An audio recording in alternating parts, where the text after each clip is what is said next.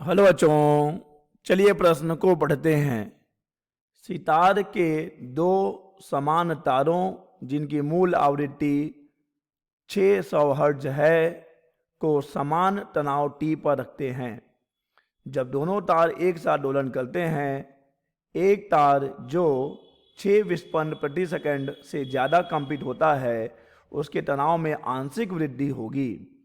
दिए गए विकल्प हैं: ए 0.02, बी 0.033, सी 0.04 या फिर डी 0.01।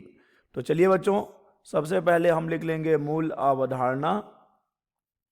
मूल अवधारणा जिस पर कि यह प्रश्न आधारित है, यह प्रश्न आधारित है डोरी में कंपन पर। डोरी में कंपन बच्चों, डोरी में कंपन की मूल आवृत्ति का सूत्र होता है n बराबर 1/2L वर्गमूल T/m।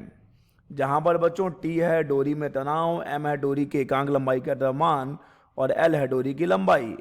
बच्चों, अगर लंबाई नियत हो और द्रव्यमान भी नियत हो, एकांक लंबाई का द्रव्यमान नियत हो यदि, तो बच्चों हम कह सकते हैं कि आवृत्ति किसके समानुपाती हो जाएगी? डोरी में तनाव के वर्गमूल के समानुपाती हो जाएगी। तो चलिए बच्चों, इसी मूल अवधारणा की सहायता से हम दिए गए प्रश्न को हल करेंगे और देखेंगे कि सही विकल्प कौन सा है। बच्चों, यहां पर डोरी की बात कर लें तो डोरी का जो मूल आवृत्ति है, जैसा कि हमने लिखा 1/2L वर्गमूल T/m, और यहाँ से हम ये भी हमने देखा कि n जो है समानुपाती हो जाएगा वर्गमूल t के। अब देखिए बच्चों, यहाँ पर हमें निकालना है परिवर्तन।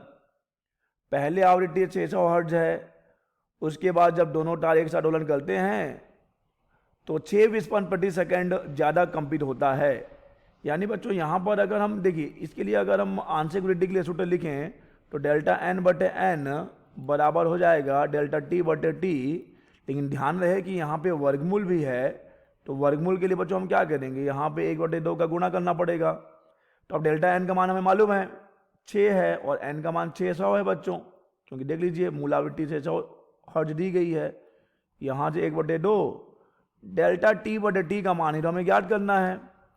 तो यहाँ से देखिए क्या होगा, यहाँ से हमें मिल जाएगा 6 एकम और 6 को हम 100 से गुणा करेंगे तो हमें मिल जाएगा। तो ये हो गया 1/2 और ये हो गया 1/2 नहीं, यहाँ तो 1/100 है बच्चों, 1/100 1/2 डेल्टा t/t। तो यहाँ से हमें मिल जाएगा 2/100 बराबर डेल्टा t/t। तो अब देखिए यहाँ से हम इसे कटा सकते हैं, 2 एकम 50, 1/50 यानी कि 0.02। तो बच्चों यहाँ पर डेल्टा t/t का मान हमें मिल गया 0.02, अतः बच्चों सही विकल्प हो जाएगा ए 0.02। आशा करते हैं बच्चों आपको यह प्रश्न समझ आया होगा। धन्यवाद।